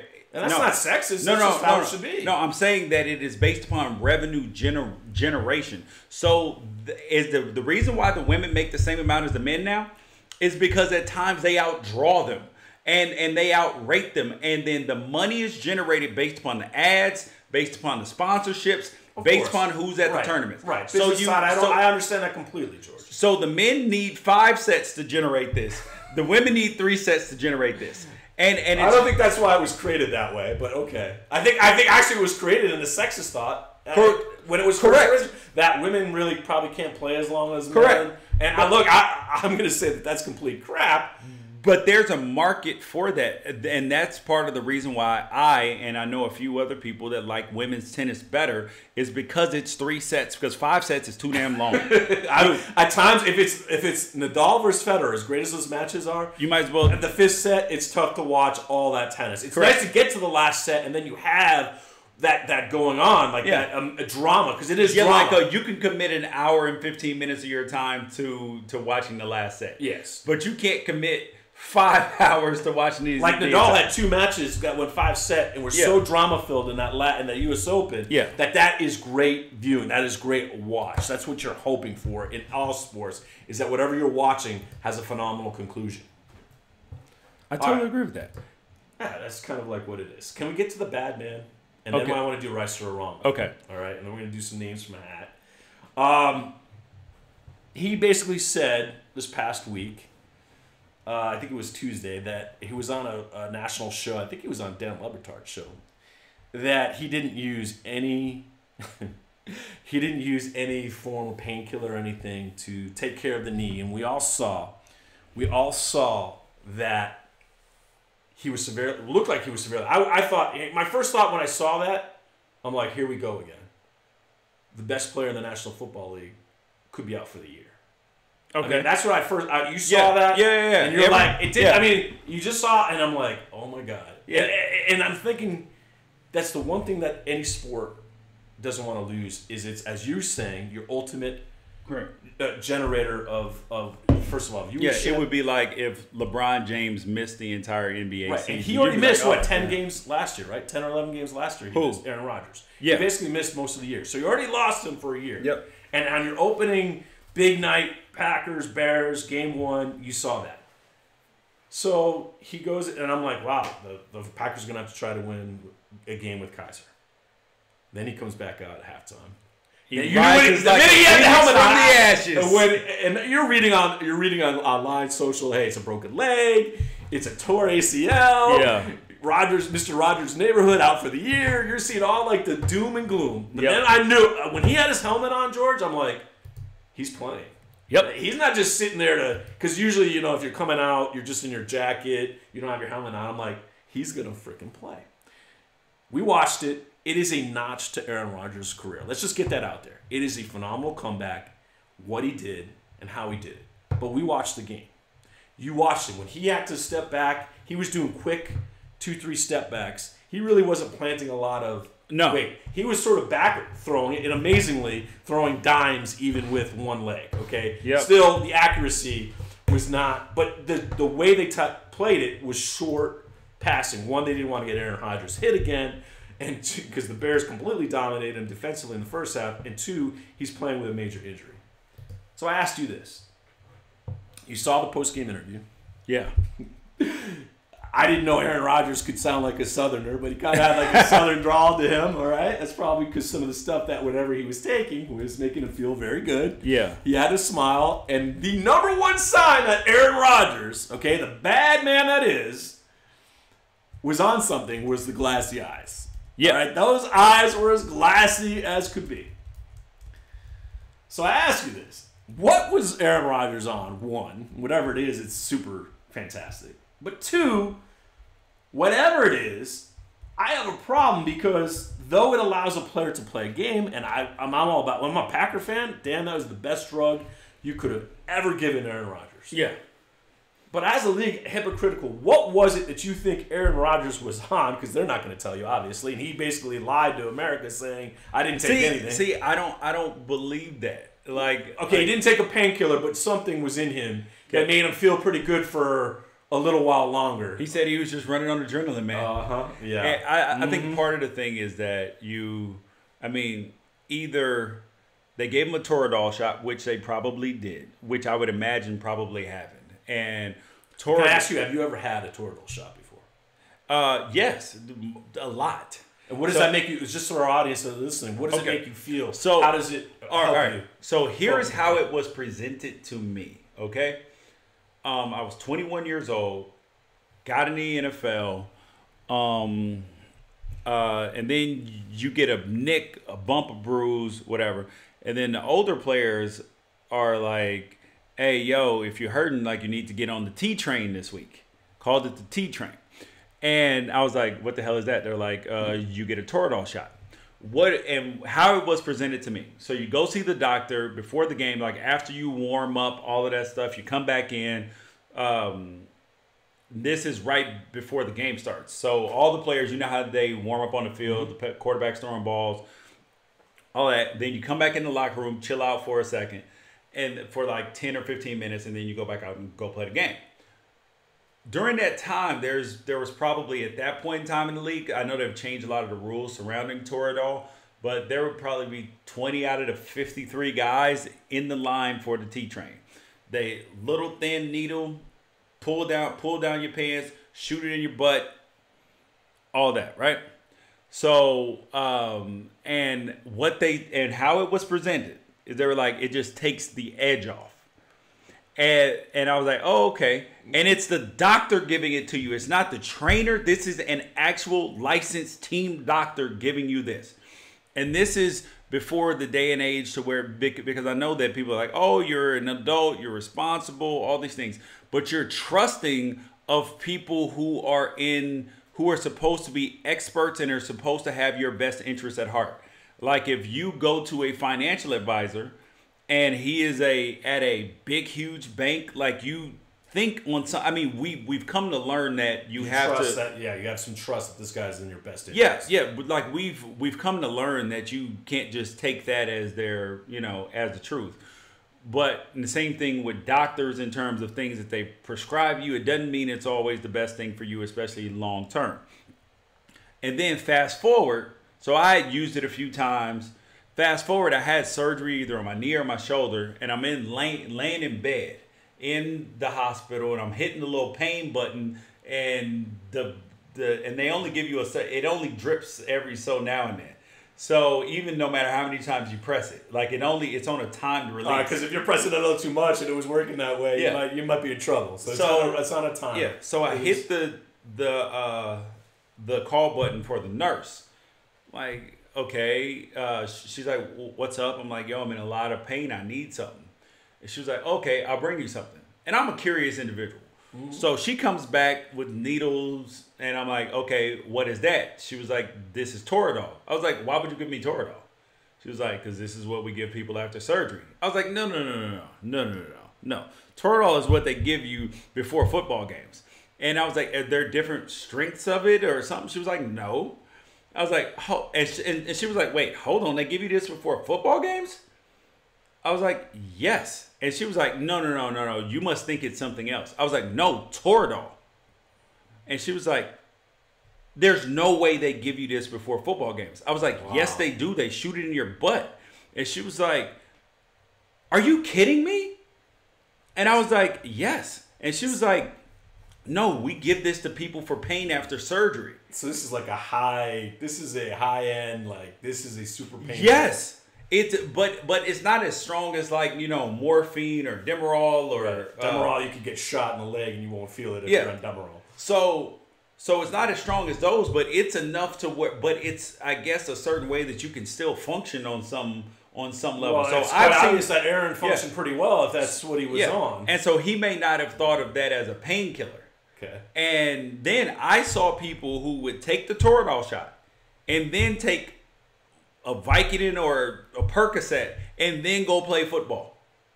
And was this just like a situation where they did it even injury or no injury, where it was something that they didn't want to feel pain? Or was this just a play? Because look, and this is my biggest contention. This was just for older players to play. Like, well, let's bring up a name. I'm going to bring up a name. Okay. Brett Favre. Yeah. Brett Favre, I mean, that guy was a warrior, one of the great players to ever play in the National Football League. Very entertaining. Either way you watch Brett Favre, whether it was in the good sense or drama-filled, when you watch Brett Favre, usually the most highest-rated football games ever. He got hooked on Vicodin. And obviously, with all the injuries that he played through as the Iron Man at the quarterback position, that is my worry. Is this something you can become addicted to? Have you seen a player or in the locker room that started using it even when they didn't necessarily have an injury? Because that and the NFL is like hypocritical on this. I just want to make this clear. Because they're very tight on you using, as an athlete... Weed, right. Using any kind of supplement to make you stronger, better, healthier. They're very tight on some of this thing. Yet they have no problem with their prized possession, Aaron Rodgers. Granted, this is his decision. He's got to say yes or no to whatever he had done. But the doctors have a Hippocratic oath, do no harm. So, but despite what the patient wants. So, in terms of Brett Favre, here's what used to happen in the NFL as well.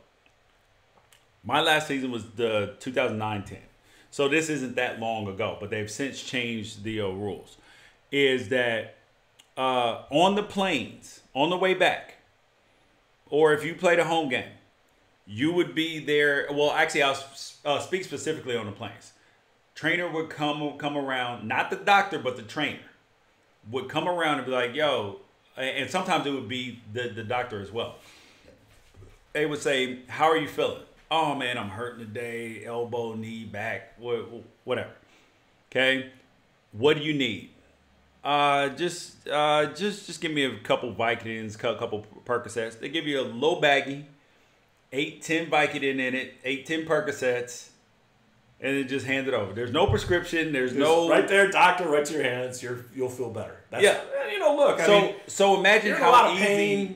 Imagine how easy it would be to get addicted. Oh, yeah. I can see that completely. And especially before now, where we realize that there's an opioid crisis and that these things are just as addictive as street drugs. So it made it a lot easier for people to get addicted to them because there wasn't as much awareness of the consequences and the repercussions for that. Look, if I was playing in the National Football League, let me tell you something. I would take it before games, whether I'm hurt or not. Just like we're sure I don't feel any pain of any Khalil Mack coming to sack my ass. I want to feel good. And your kidneys would hate. Well, that's my whole thing. I mean, we take stuff to make us feel good. We get sick. You have an issue. You go to the doctors. They give you something. They give you some. We really don't know other than I'm going to take this pill, right? Or like say you take an aspirin to make yourself feel better from a fever. You really don't know what this really does to your body. Like you can look and they'll give you these warnings, and let me tell you, when you take the magnifying glass and you see the 1,000 warnings, you might not even want to take it because you're like, holy, I could be dead if I take this pill. Or you could be like, hold up, What's worse? Do I want to cure my runny nose and get a leaky ass? Yeah. You don't know what you're putting in you're it's a leap of faith, George. It's seriously a leap of faith. So my thing is just looking at it as a whole, it just seems to me like the NFL is so hypocritical on this, and other sports probably are as well. Because really, it matters about Aaron Rodgers being on that field, one leg or not. Yep. Okay, doing what he did on Sunday, which is probably one of the greatest wins of his career, and he's got a lot of them. And adding a part to his legacy, and I'm kind of wondering too if maybe Aaron, in the back of his mind, thought while he was in the locker room, man, I might just take the rest of this game off. It hurts. And then he probably saw somewhere in that famous Green Bay, he probably saw a picture or the name Favre, and he thought, what would Brett do? Oh, man, I got to get myself back in there because I don't want to. I know I made all this money, okay? And there's a lot of pressure for him, too. He's the highest paid player in the sport. Well, so he deserves it. But there's also that pressure, like, man, I got to get out there, man. I can't. Week one, I got to get out there. This Brett Favre picture's looking at me. I don't think it was the Brett Favre picture. I think a lot of it had to do with him and his own manhood, and that the fact that he was like, I'm collecting $80 million before March. Well, sorry, before St. Patrick's Day in March, and I want to go out and earn my keep, because I think there's a lot of pressure when these guys get big contracts. I think there's a lot of pressure to do there as well. But we are getting close to the end of Unafraid Show today. So we wanted to go to the Curious George story of the day. Oh, my Lord. The Curious George story of the day. Eric always finds something that is absolutely outrageous. It's very outrageous. And this is Dateline Scotland. And this is a 6-year story, and this is actually a story. Is there a Dateline in every damn country? I think there is, but let's go Scotland. And this guy's name is Mohammed Abad. And he's from Edinburgh, Scotland. As a young man, as a teenager, Muhammad lost his penis in an accident. What kind of accident did he lose his penis in? It does not specifically. Damn. It just says that he had a catastrophic injury as a teenager. Okay. And his penis is no longer operational. All right. So imagine as a teenager, before you've had sex, you lose your sexual organ. That's what happened to this guy. Okay. All right. He survived that. He is now a 44-year-old man, all right, who had to wait 6 years, George. He actually was married. He's now a divorcee. But he had to, and he didn't have sex while he was married. Obviously, that's probably the reason why he got divorced. They had to work on this medically. They have built, literally, George, a bionic penis. 6 years it took to make this thing work right. I might need.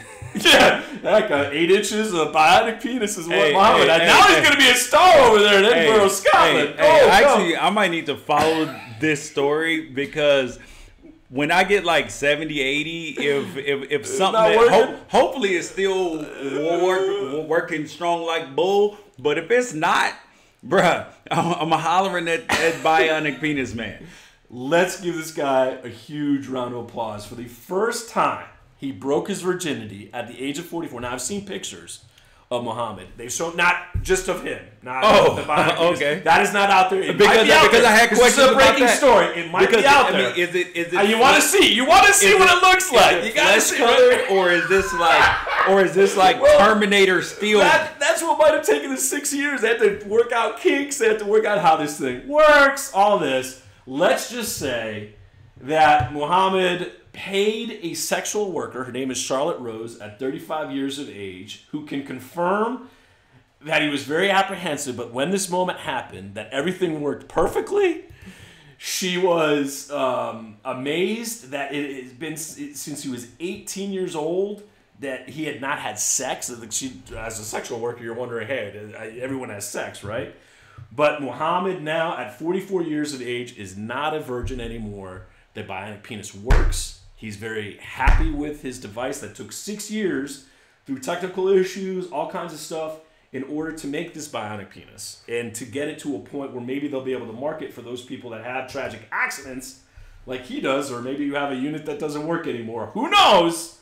But we're happy to say that Muhammad Abad of Edinburgh, Scotland, at 44 years old, is no longer a virgin thanks to a bionic penis, George. So I think you have to give a little round of applause. Anyone that has to deal with that. So he's got a wife, girlfriend, or something? Well, this is a girlfriend. He was apparently married. Is a divorcee. Obviously, there was no sex. There was obviously reasons for it. No, but you look at Muhammad and you look at this guy. He's a handsome guy. Bro, I can't even. Can you imagine dealing with this and having that where they couldn't physically rebuild the penis? It was so mangulated and destroyed that he had to live. Basically, I might have considered. Yeah, ending it, bro. I mean, like I know that your manhood should not be attached to your penis, but but I'm gonna tell you, there's a certain element of mine that is, you know. Yeah, that's you're right. All right, well, I guess Zoe's up next, the voice of reason, George. Another edition of the Unafraid Show. Check out articles online, unafraidshow.com. And we still have 5 minutes, so let's do some names from a hat. Yes. Let's do some names from a hat. All right, we got a little extra time. Now, these are names that I put in this little hat. George does know a few of the names this week. We had to discuss it. We didn't do the show last week. So I want to give the name, one-word answer, and then George has a chance to respond. I get to play the judge or jury if he's correct or not. And the first name is, as we can see here on this little card, is Le'Veon Bell. George Reister, one word on Le'Veon Bell right now, who's sitting at home.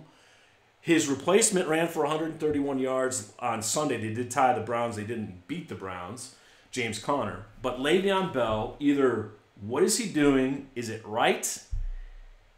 When will we see Le'Veon Bell? Because it's not a contract issue. He has a contract. Le'Veon Bell is content. He's content. Content is your word. Okay. Because it doesn't matter what he does right now. He's going to be right. Because the Pittsburgh Steelers, they had James Conner, like you said, he had a great game, but they still tied. And then there was still a lot left on the bone for if Le'Veon had been running the football. So if they bring Le'Veon back, he's going to get his bread. So he's going to get a long-term contract. And Le'Veon's not taking the abuse on his body. So all that over 30 stuff, not going to apply. Not going to be a problem. He's keeping himself fresh. Yep. And then the other part of that is that everybody's like, oh, what if James Conner plays well, and then the Steelers, he did on Sunday, and they rescind his $14 million tag. Okay, now Le'Veon Bell is still right, because then he becomes a free agent, and somebody will pay him the money. Yeah, he's the best running back in football. So either way, he's winning, so he's content. He's content. My question is this. You being a former professional athlete, I don't know if you ever held out. I'm just going to presume you didn't. No, I never held out. But you probably known a teammate that may be on your team through your experience with the Jaguars or the Giants that did. Does this put any kind of point? We've heard that the players have talked. Some of the offensive linemen have talked about this. They're not happy with Le'Veon. Don't get to counting another man's money. There you go. That is an issue, I think, because even when he gets back, there could be some contention going on in that locker room with some of the offensive linemen, what they said, and with Le'Veon Bell. Hopefully that's not the case for all you Steeler fans. But at any point, George, I ask you this. In the back of Le'Veon's, he'll never tell you this. In the back of your mind, if you're sitting there, say George Reister is the one holding out, you know you deserve this money, you're the best at what you do.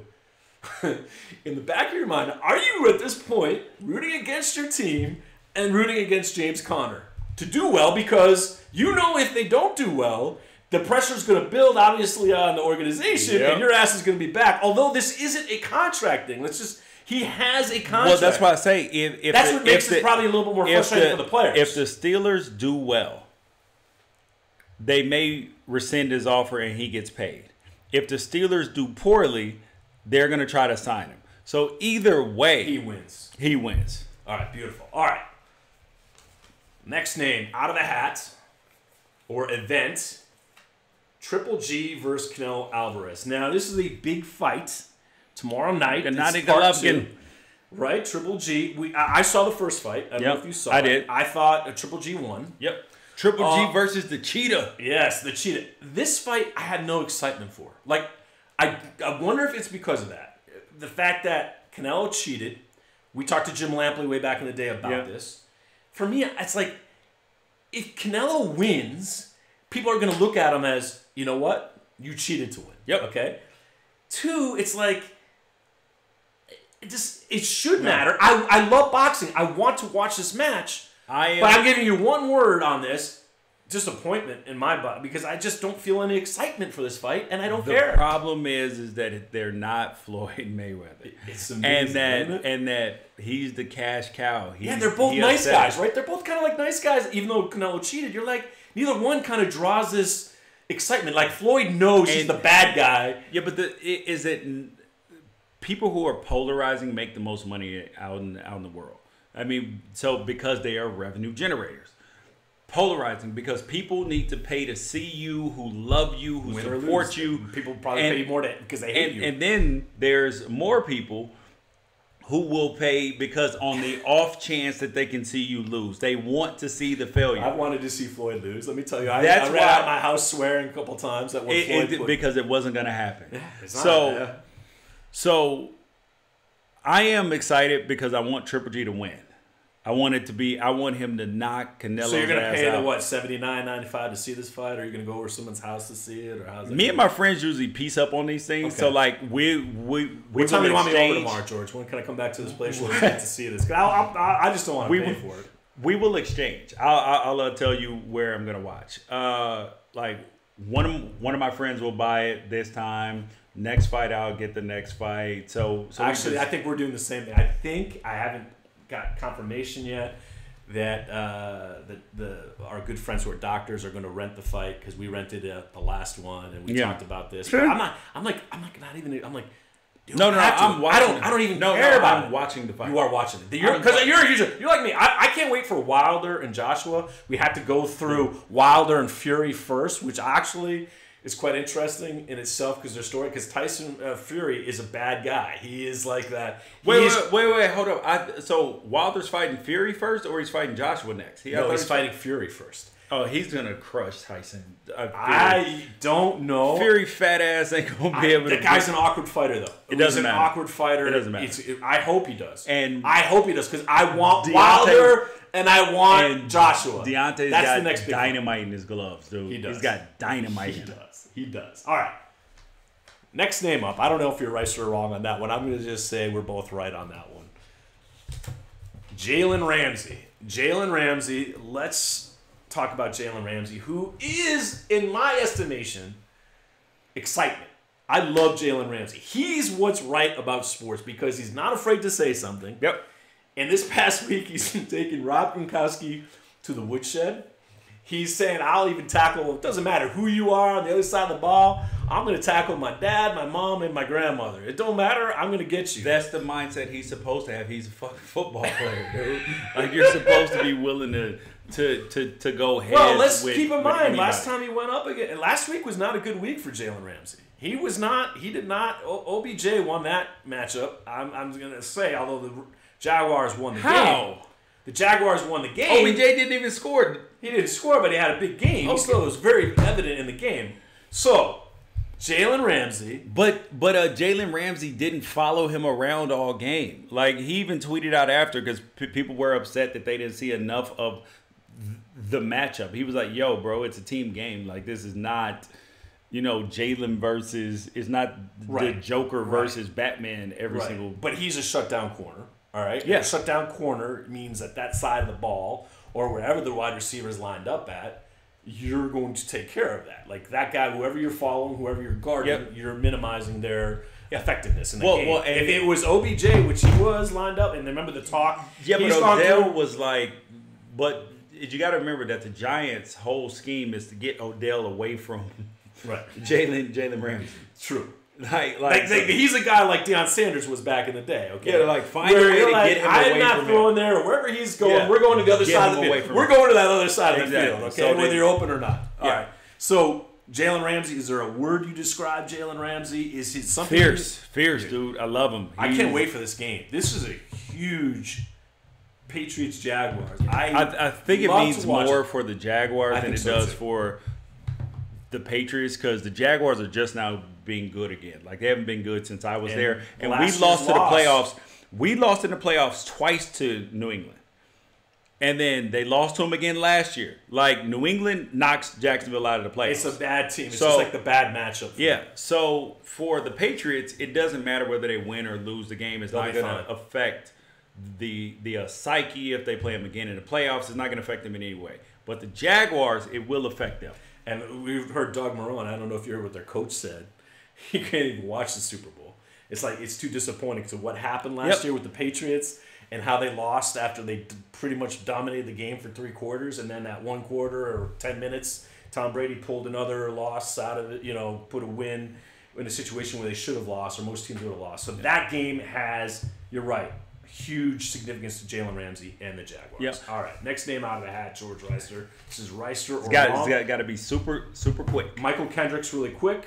Oh, the Seattle Seahawks are signing. The Seahawks have signed Mr. I'm going to jail. When I sat there and told you it's going to be a while. He's facing 25 years in jail. Doesn't matter, right? Hold on. Here's the thing is, so a guy facing 25 years in jail for insider trading it's less of an issue to sign him than to sign $1 million donating Kaepernick. Man, if you don't get the hell out of here, this is the most hypocritical. This only further adds to the list of reasons why players kneel, and the collusion lawsuit. Just keep it piling up. Yeah, you might want to make Earl Thomas a little bit happier and not worry about Michael Kendricks. I'm sure you can find a linebacker without that, what he's going to face, that could manage to do the job. All right, George Reister.